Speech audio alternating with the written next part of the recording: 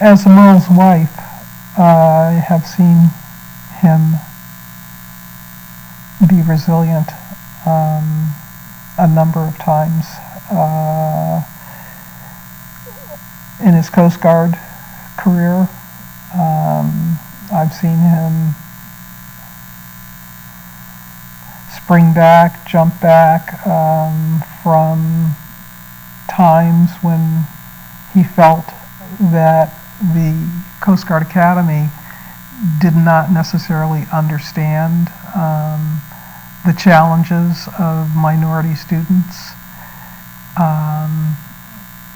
and he would over and over and over again try to facilitate that understanding and try to bring knowledge and information to the Academy by virtue of his own example, and by virtue of just trying to share with the staff and the cadets and the administration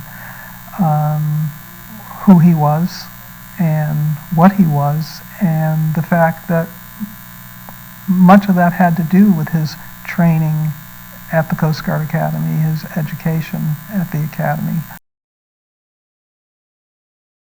I think it's really hard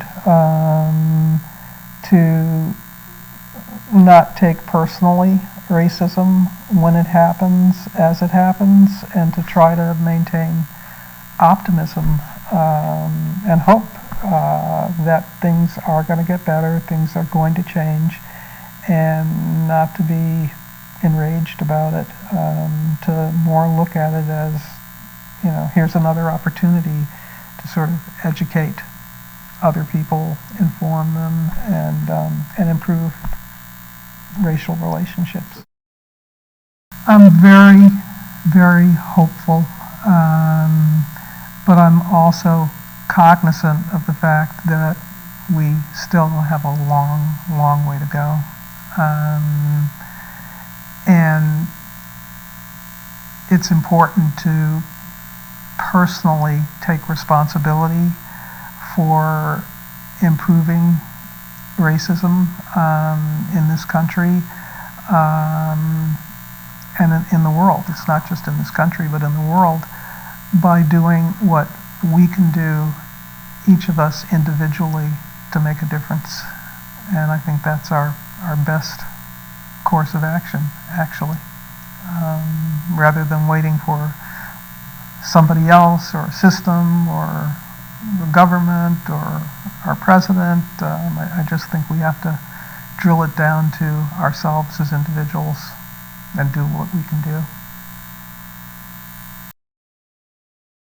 I think that's a big part of the answer of what can we do. Exposure, knowledge, experiencing one another, being together, diversity, I think, is critical. And the more diversity we have, the more opportunity we have to learn one another and to be together, I think will make a huge difference. The spiritual answer comes in, you know, what I use that helps me a lot, actually, is I think about Jesus on the crucifix and looking down at the people in front of him and saying, you know, God, they know not what they do. And sort of having that kind of compassion and belief that things will get better. People will understand eventually. They will come around, and you just have to sort of bear the burden until they do.